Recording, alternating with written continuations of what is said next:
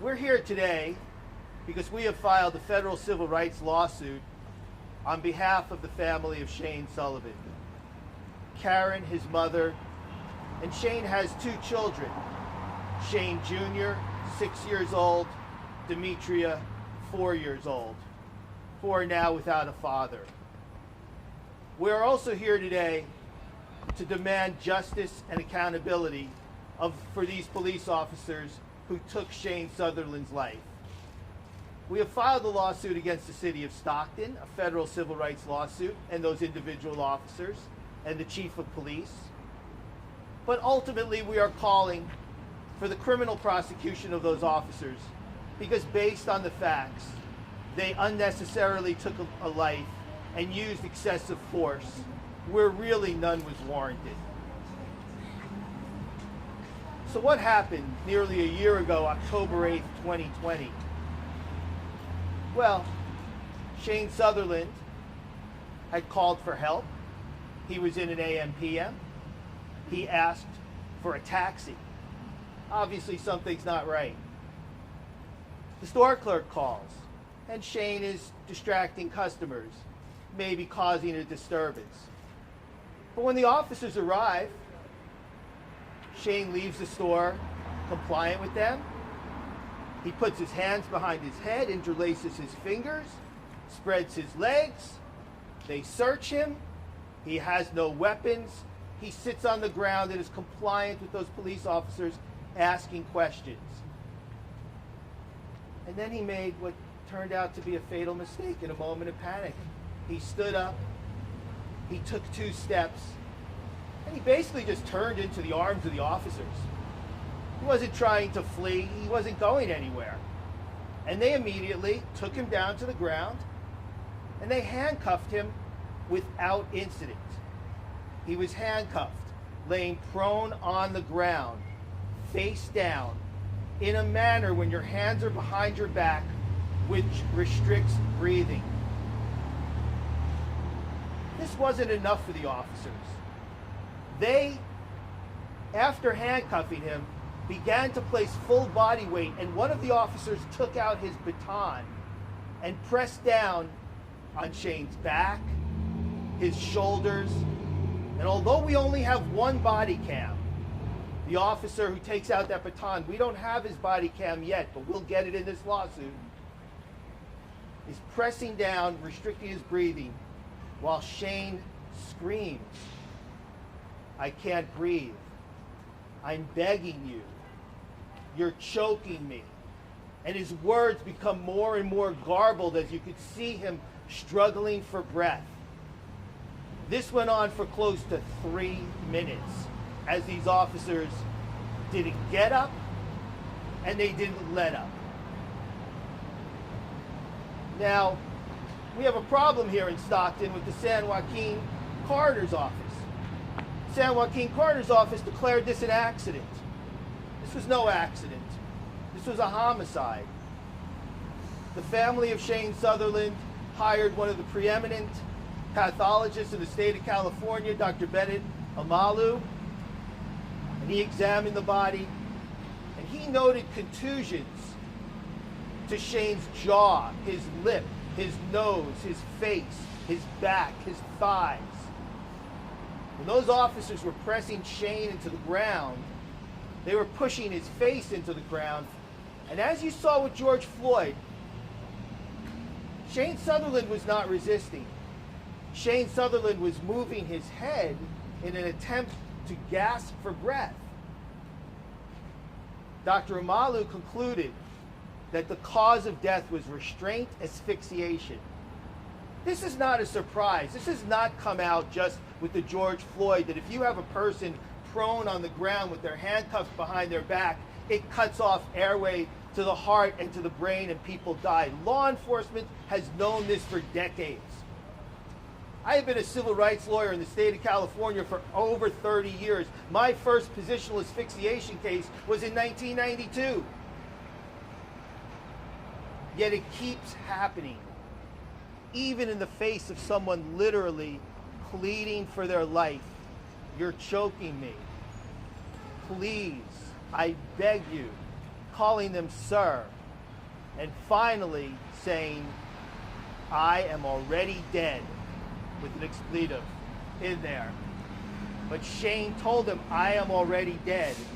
The officer didn't let up then. The officer didn't let up until his partner said, "Oh, wait a minute, he's changing colors." And we could hear from the tape afterwards that they did not provide medical care immediately afterwards when they had the dying Shayne Sutherland down at their feet.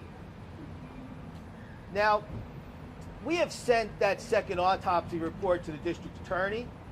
We have sent it to the attorney general, the Department of Justice in California. I recently got a letter from the Department of Justice that they're keeping their hands off of this. Why? Because the district attorney has this case under investigation. And we call on this district attorney's office to promptly render justice by filing criminal charges. Look, we have an epidemic of police killings in the state of California. The amount of people being killed by police actually increased after we all witnessed George Floyd being snuffed out to death for 9 minutes. In order for there to be deterrence, justice has to be swift, it has to be appropriate, it has to be fair. But we don't get justice when police officers kill someone.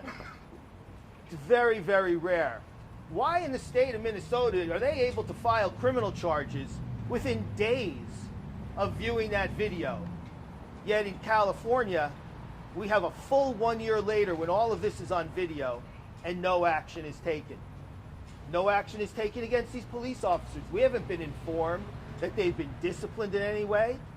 The family of Shayne Sutherland, they're victims here. They have victims' rights. There are videos, security footage from that AM/PM which the police say they have. Why aren't they releasing that one publicly? Why aren't they releasing the video of the officer who had the baton, who was pressing down on Shayne's back and neck? And you could see in a brief snippet from that other officer's video that he has his forearm across Shayne Sutherland's neck as Shayne is begging for his life. So we asked the district attorney to file criminal charges.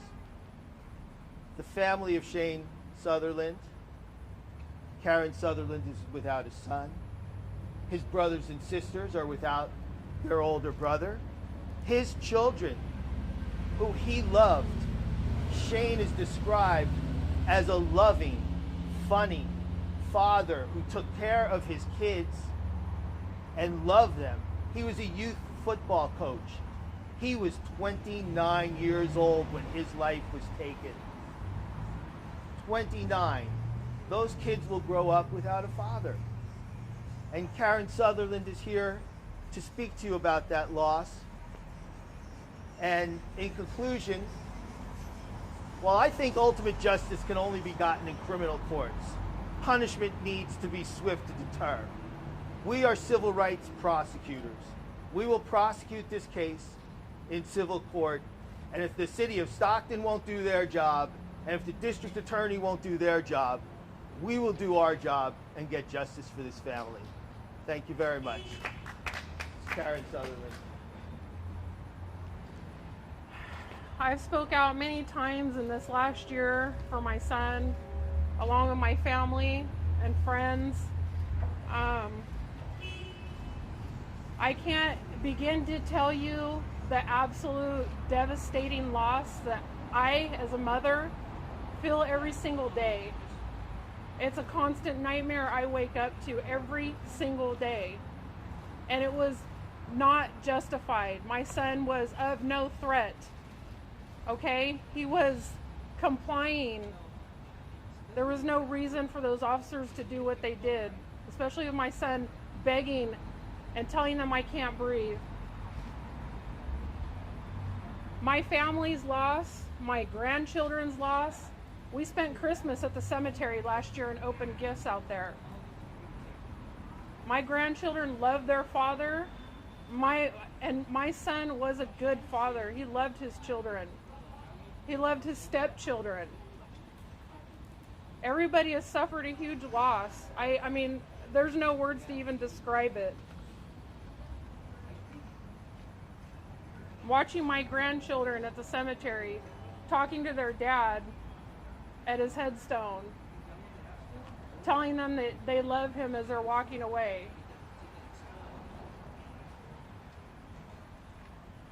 I want to mention that the first phone call that I got on October 8th to tell me that my son had died, Stockton Police Department lied to me and to Erica and told us that Shayne stood up and collapsed to the ground and stopped breathing. I asked them several times, did you tackle them? Did you tackle him? Did you tase him? Did you shoot him? How did he just collapse to the ground? I don't know, ma'am. He just collapsed to the ground and he stopped breathing. That's the first start of their deception to my family. And now withholding the video, the unedited video, I still have not gotten the store surveillance. They're withholding all of this from my family. And we're asking that they be held accountable. Ronald Zalianardo and John Afanasiv, the Stockton police officers that murdered my son by asphyxiation, they need to be fired from Stockton Police Department and never be allowed to work as a police officer again. And they also need to be charged with my son's murder.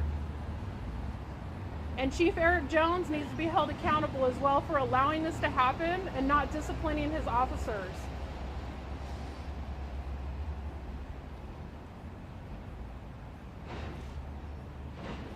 We want justice for my son. Thank you, Karen. What do we want? Justice! When do we want it? Now! What do we want? Justice! When do we want it? Now! If anybody has any questions, we'll take them.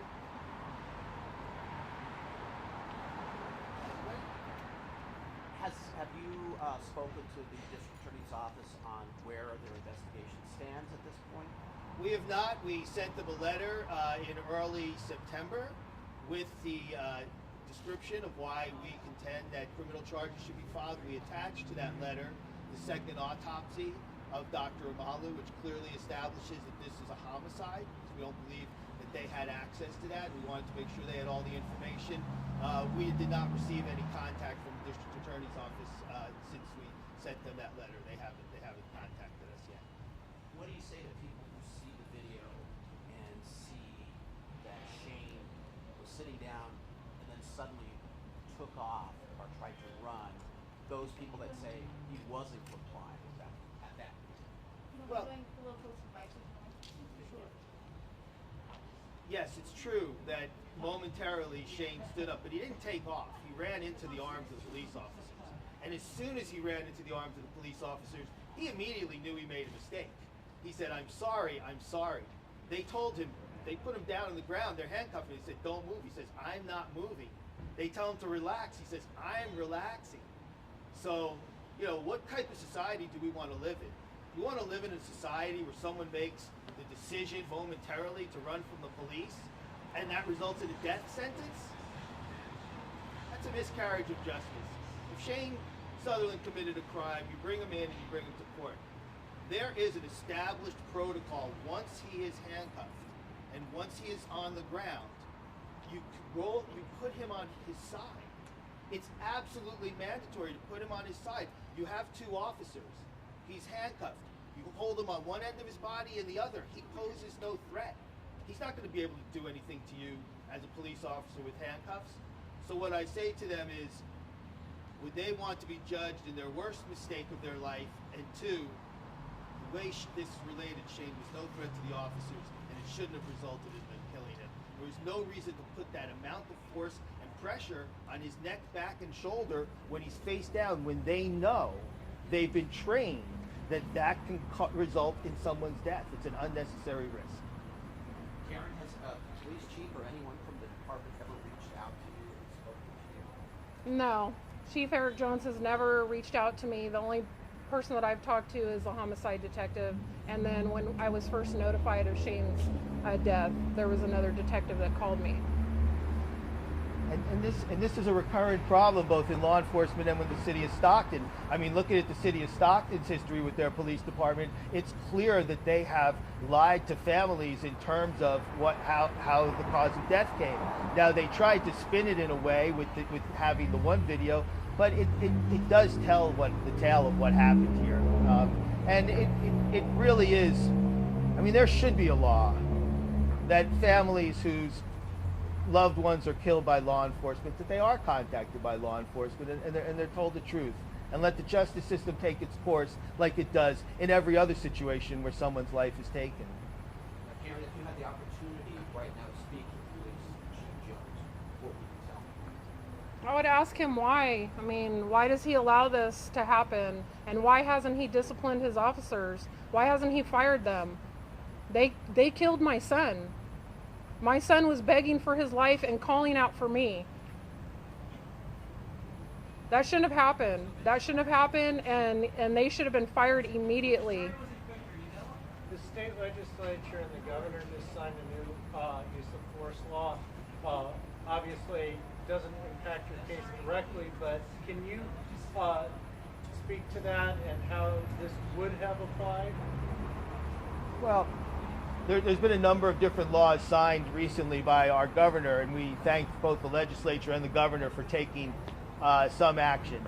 I think two of the laws that he signed really have an impact here. One is that we don't know these officers' history, but what's come out in other cases of police misconduct with the Stockton Police Department is that those officers who have even killed people have had a past where they've engaged in excessive force. So that law could have come into effect if these officers are repeat offenders. The new law allows those officers to be a process by which those officers can be decertified and not remain members of the force. So that could have resulted in the saving of Shayne Sutherland's life. But the other bill that is signed that I think would affect this is that it restricts police officers from using asphyxiation techniques in order to subdue someone. I mean, this has been something that's been well known. When you have someone handcuffed, you cannot apply pressure to their neck. They're struggling breathing anyway, and there's just no reason to do it.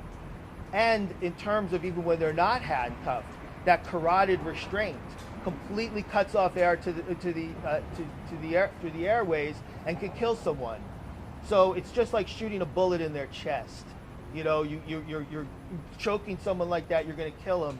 You shouldn't do it unless that officer is in a life-threatening situation. I mean, we're not trying to take away all power from the police. I mean, I think we do need police officers, but we need police officers who are responsible and who revere life and not so callously take it as was done here for Shayne Sutherland. Yes? With the resigning of Chief Jones, if any, will that have an impact on a civil case? It shouldn't have an impact. He can still be held liable if we can tie in his decisions in terms of failure to discipline officers and setting a policy and practice of excessive force within the police department. Police chiefs can be held liable if they maintain a practice of not disciplining officers when they engage in excessive force, and the evidence appears to be there, and we were going to pursue that in discovery in this case.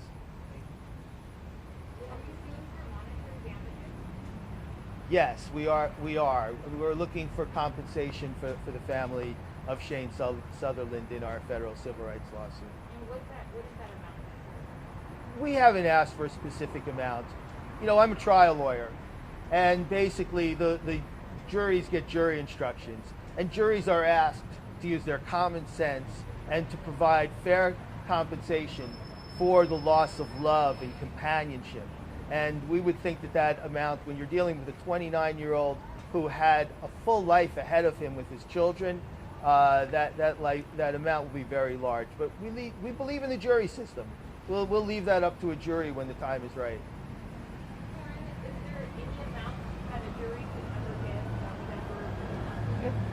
Is there any? No, I would like my son back. Money's not going to fix that. Money's not going to bring my son back. But he does have two small children that he is no longer here. He was a hard worker. He provided for his family.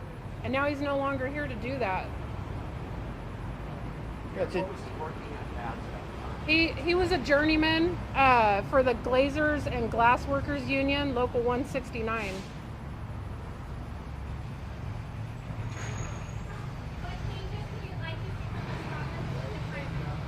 How much time do I have? You know, considering how, and just looking at my son's case and how they treated my son from the beginning, you know, my son was very polite. My son was a polite person in general. Opened doors for people. I mean, that was my son. He was just very polite.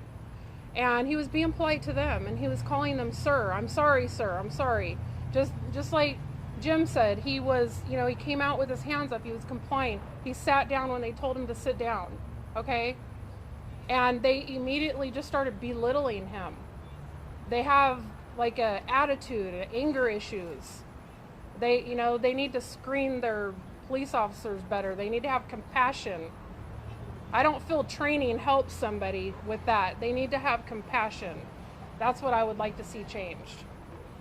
For those who didn't know Shayne, how would you describe him? Describe Shayne? Everybody loved Shayne. Everybody loved Shayne. He was funny, personal. Like, I mean, you could talk to him about anything. Very smart. If he wanted to know something, he was on his phone looking it up. He would come in, hey mama, look at this. You know? Everybody says that about him. He's very, very missed. There was over 200 people at his funeral in a pandemic. How do you want the community to remember him? I just want people to remember him, that he was a good person, very genuine, very loving, very hard worker, and he was a great father and a great son. What happens next? What's the next step? Well, we're in federal court. So in federal court, each side has the obligation to disclose the evidence that they're going to use in the lawsuit. What we will do is we will prepare a request for production documents, which include all requests for past records of these officers, as well as all of the video in this case. But quite frankly, there's a little bit of time that takes once you file a lawsuit to get that information, and it may not come as any surprise. Usually cities don't necessarily just turn all over that at the first time we ask. So we'll do what's necessary to prosecute this case through the federal civil rights. The case is filed in Sacramento. The trial would be in Sacramento. After we get that information, we'll take depositions of the involved police officers, the chief of police. Our clients will be deposed, most likely, and then we'll see. We'll be prepared to take this to trial to get justice.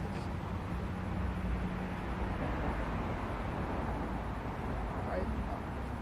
Well, we thank everybody for coming out and for your interest in this case. It really is a tragedy that could have been averted if just by some common sense of the police officers that day, instead of resorting to that type of force. And we're hoping that this case does send a message to police forces across the country that it doesn't take 9 minutes, as in the situation with George Floyd. This was about 2.5 minutes, but you could take someone's life by pressing on their neck in a much shorter period of time. And in terms of the changes in the Stockton police force, I understand training doesn't solve anything, but this has to be reiterated among police forces, the power they have in their hands to take a life when someone is handcuffed on the ground, proned out. There's too many people dying that way, and they have to be trained not to do it. You put the person on the side. It's common sense. It saves lives. If officers aren't doing it, they shouldn't be on the force. Thank you. All right. Thank you very much, everyone.